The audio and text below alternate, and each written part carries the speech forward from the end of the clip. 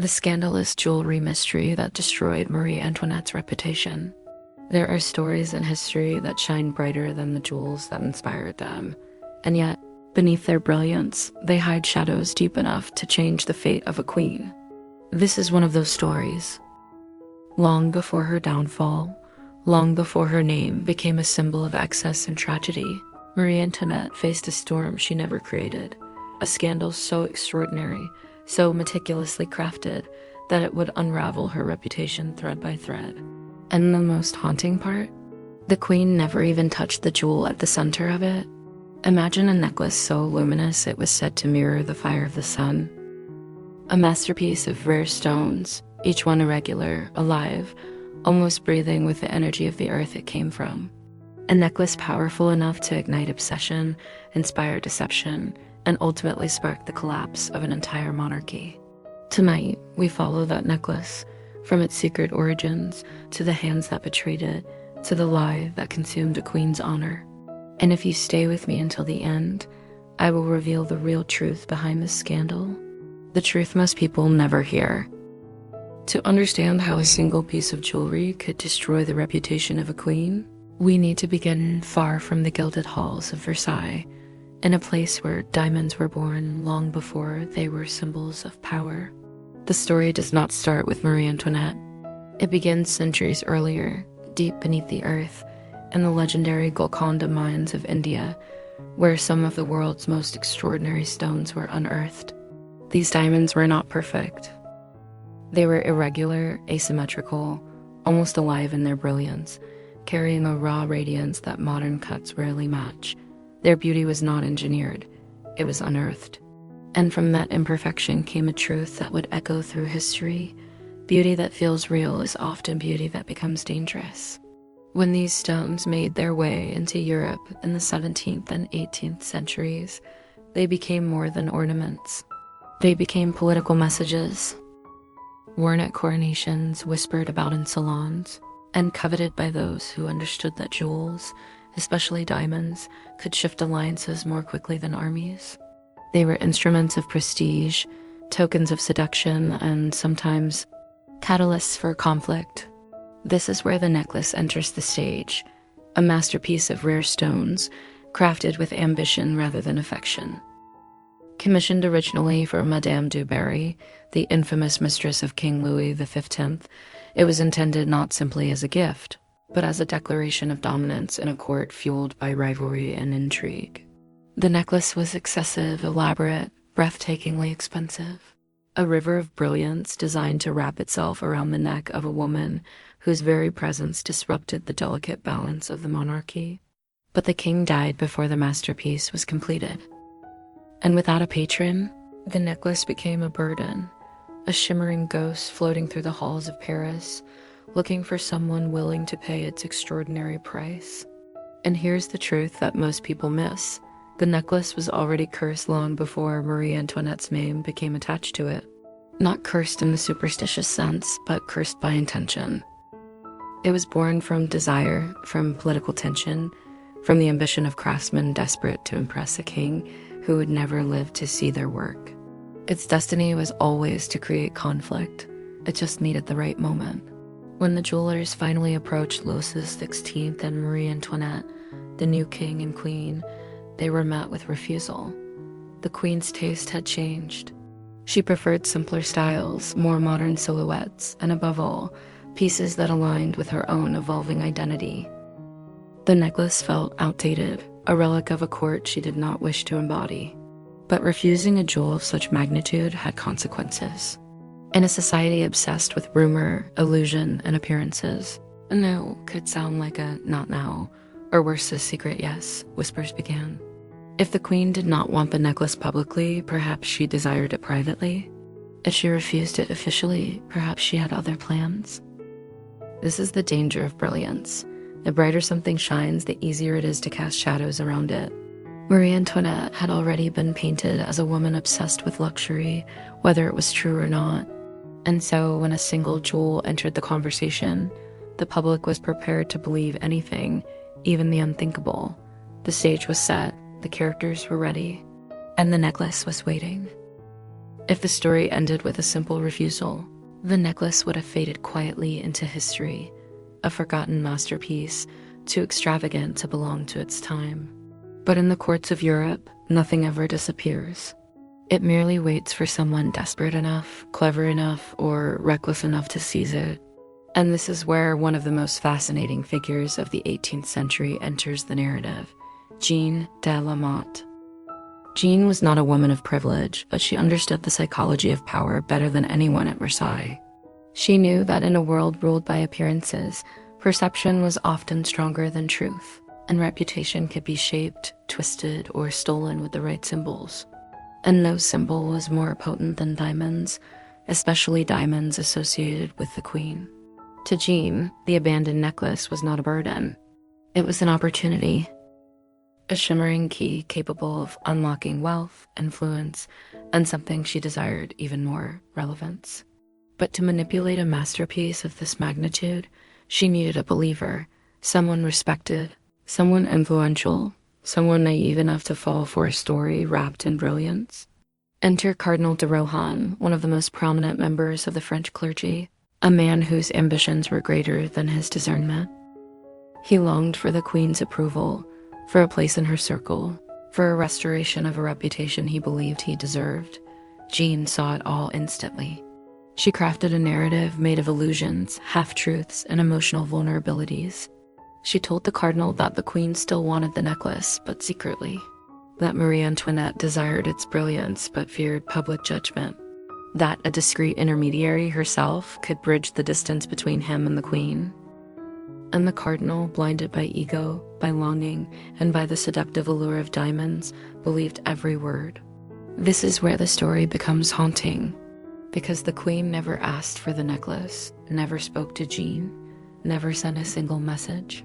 Yet the illusion was powerful enough to feel real. Jeanne even staged an encounter in the gardens of Versailles, using a woman disguised as Marie Antoinette, illuminated only by moonlight, just enough for imagination to fill in the details. This fleeting moment, this orchestrated shadow play, was enough to convince the cardinal that he stood in the queen's favor again. And so, driven by a desire to redeem himself, he agreed to purchase the necklace on her behalf. Here, luxury becomes a trap, and brilliance becomes a weapon.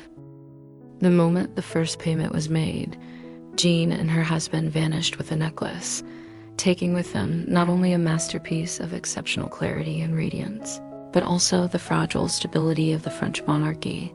What happened next would not only shape Marie Antoinette's fate, but would ignite a storm of rumors that would, in time, lead to revolution. Because once again, the queen was blamed for a jewel she never touched. In a society hungry for scandal, starving for spectacle, and ready to believe the worst about a woman already seen as extravagant, the story spread like wildfire. People whispered that she had manipulated the cardinal, that she had arranged the secret purchase, that she had adorned herself in a river of stolen brilliance while the country starved. Truth no longer mattered, perception did, and Marie Antoinette's reputation began to fracture, not through action, but through illusion. The moment the necklace disappeared into the shadows of Paris, the scandal was no longer a private deception, it became a national obsession. Before the authorities even understood what had happened, rumors had already crystallized into a story the public wanted to believe. And in France, during a moment of social tension and rising distrust toward the monarchy, desire was stronger than truth. News traveled not through official channels, but through whispers in cafes and marketplaces, on the streets where the scent of uncertainty lingered like smoke. And every whisper carried the same poisonous words. The queen wanted the necklace. The queen arranged the deception. The queen spent fortunes while the country starved. This is the tragedy of symbols. Once a jewel becomes a story, it stops being an object and becomes a weapon. Marie Antoinette had been fighting shadows long before the scandal erupted. Her reputation had been shaped by caricatures, pamphlets, and fantasies drawn by those who resented her youth, her foreign origins, or her refusal to conform to the rigid expectations of Versailles. She had become, in the public imagination, a woman defined by excess, whether she wanted to be or not. So when a necklace of extraordinary brilliance collided with a society hungry for blame, the narrative wrote itself. The arrest of Cardinal de Rohan shocked the court. He had believed himself to be acting for the Queen, and yet he was paraded as a criminal in front of the very people who whispered about the scandal. But when the trial began, something unexpected happened, something that exposed a deeper truth about how power and perception collide. The public sided with the cardinal, not because he was innocent, and not because they believed his version of events, but because blaming the Queen had become easier than confronting the reality of the kingdom's troubles. Her image had already been eroded by years of propaganda, the extravagant gowns, the elaborate hairstyles, the private retreats at the Petit Trianon, the myths of endless spending. Whether these stories were accurate mattered little. They were familiar, and familiarity feels like truth. The diamond necklace became the perfect symbol, glittering, dramatic, scandalous. It was exactly the kind of object people imagined Marie Antoinette would covet, and so they believed she did. This is the eerie psychology of scandal. People rarely seek the truth. They seek the truth that fits the story they already want to tell. The trial concluded with the cardinal's acquittal, a decision that shattered what remained of the Queen's dignity. Jeanne de la Motte was publicly punished, branded, and sentenced, yet even she understood the power of narrative. From prison, she published pamphlets filled with venom, accusing the Queen of luxury, manipulation, and secret desires for jewels. And the public devoured every word. Because when a reputation is fragile, even lies can become history. As the scandal unfolded, something shifted in the air around Versailles. It was subtle at first, a tension, a murmur, an unspoken acknowledgement that the crown no longer held the unquestioned authority it once did. The monarchy had lost not only trust but mystique. The river of brilliance from the necklace did not illuminate Marie Antoinette's world. It cast a shadow long enough to engulf the entire court. And as the Queen walked through the halls of Versailles, she could feel it. The coldness in the gazes, the heaviness of judgment, the faint echo of a truth she had never lived, but would forever be blamed for. In the months that followed the trial, France did not merely judge Marie Antoinette, it reinvented her. The Queen, who had once been admired for her grace, her youth, her modern sensibility, now became the embodiment of everything the public wished to condemn. And the most devastating part of this transformation is that it happened not through action, but through imagination. A jewel she never touched became the lens through which an entire nation interpreted her every gesture. The power of the necklace did not lie in its carats or its extraordinary brilliance, but in the story it allowed people to tell. For the struggling poor, it became proof that the monarchy had lost its soul. For the aristocracy, it whispered that the Queen lacked judgment. For intellectuals, it symbolized a failing system collapsing under its own illusions. And for Marie Antoinette, it became a shadow she could never outrun. The Queen felt this shift long before she admitted it. When she walked through the mirrored halls of Versailles, she noticed how silence lingered where warmth once existed. Servants bowed with the same precision, yet something in their eyes had changed. Courtiers whispered in clusters. The air around her felt dense, heavy, almost metallic, like the weight of a necklace she had never worn, yet somehow carried everywhere. This is the psychology of a collapsing reputation. You no longer need to make mistakes. People will make them for you. What made this scandal so fatal was not the lie itself, but the foundation upon which it landed. For years, political pamphlets had exaggerated her spending, her tastes, her supposed obsessions. Her moments of human vulnerability, laughter, retreats to the Petit Trianon, friendships others envied, were twisted into signs of arrogance. And the diamond necklace, with its extravagant brilliance and dramatic history, fit perfectly into this distorted portrait. People believed she paved the walls of her rooms with diamonds. They believed she slept surrounded by rivers of gemstones. They believed she spent fortunes with reckless abandon while hunger grew outside the palace gates. The line between myth and truth dissolved. When the revolutionaries would later enter her bedroom searching for diamonds hidden in the walls, they were not looking for jewels. They were looking for proof that the woman they hated truly existed. And when they found nothing, no brilliance, no treasure, no glittering excess, the disappointment was almost palpable. They had fallen in love with a fantasy of guilt. In a way, the necklace became the queen's silent accuser. Every time her name was spoken in public, the scandal resurfaced like a ghost, shimmering, persistent, impossible to bury. And while the political machinery of France continued its slow march toward collapse, Marie Antoinette was already living a personal revolution, a shift from beloved queen to isolated figure, from symbol of elegance to embodiment of excess. The irony, of course, is devastating. The queen whose name became synonymous with diamonds preferred pearls. Soft, luminous, understated pearls, not the blinding brilliance of Golconda stones. She was a woman who enjoyed beauty, yes, but not extravagance for its own sake. Yet history chose to dress her in diamonds she never desired. This is the tragedy of perception. The necklace may have been dismantled, but its story remained intact, brighter, louder, more devastating than any stone. And as France edged toward revolution, the silent weight of that story would follow her to the very end. By the time the revolution erupted, Marie Antoinette's fate was no longer defined by her actions, but by the stories woven around her. And among all those stories, whispered, printed, invented, manipulated, none cast a longer, more destructive shadow than the mystery of the diamond necklace. Not because of what happened, but because of what people needed to believe. This is where the real truth lies, the truth I promise to reveal if you stay until the end. The diamond necklace affair did not destroy Marie Antoinette because she desired the jewel. It destroyed her because the scandal confirmed a narrative already written in the minds of the French people. In a society drowning in economic instability, resentment toward the monarchy needed a face, and hers was the one chosen. A queen born in a foreign land, elegant in a time of hardship, young in a world governed by aging men. Her gentleness, her tastes, her attempts to create refuge within the palace walls were all recast as arrogance, excess, decadence.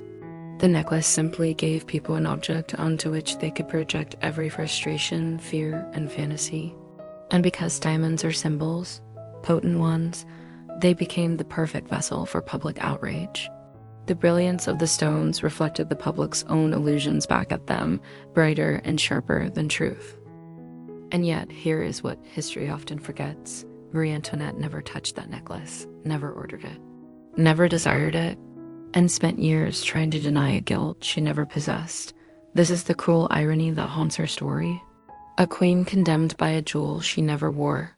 As the revolution intensified, this narrative, not the necklace itself, became the thread that linked public dissent to royal downfall. Pamphlets spread like wildfire. Caricatures exaggerated her features, her habits, her supposed obsessions. Even in her final months, the ghost of the necklace followed her, whispered like an accusation in the streets of Paris. When she faced her trial, many of the charges were fabricated. Yet the shadow of the diamond scandal lingered in every word spoken against her. It had reshaped her image so thoroughly that truth could no longer reach her. And when the guillotine finally fell, Napoleon would later reflect on the era with chilling clarity. The death of Marie Antoinette began with the diamond necklace affair. A piece of jewelry had become prophecy. But the story does not end in despair, because the true legacy of this scandal reveals something deeper, something about the power of perception, the fragility of reputation, and the symbolic energy that jewels can carry. A necklace can illuminate a room, or ignite a revolution. A jewel can adorn a woman or destroy an empire. And sometimes the most dangerous objects are those that never touch the skin at all. In the centuries since, the diamonds believed to be linked to the original necklace have passed through coronations, estates, private collections, each carrying with them whispers of the past. They survived the fall of a monarchy, the rise of a republic, and the reinvention of history itself. Their brilliance remains. But the woman whose name they ruined left behind something even more luminous, a story that reminds us how easily truth can be reshaped by desire. Thank you for staying with me until the end. If this exploration of history, psychology, and the secret language of jewels resonated with you, Feel free to like this video, subscribe to the Jewelry Mind, and share your thoughts in the comments. I would love to know, what do you think truly destroyed Marie Antoinette, the scandal, or the perception of it?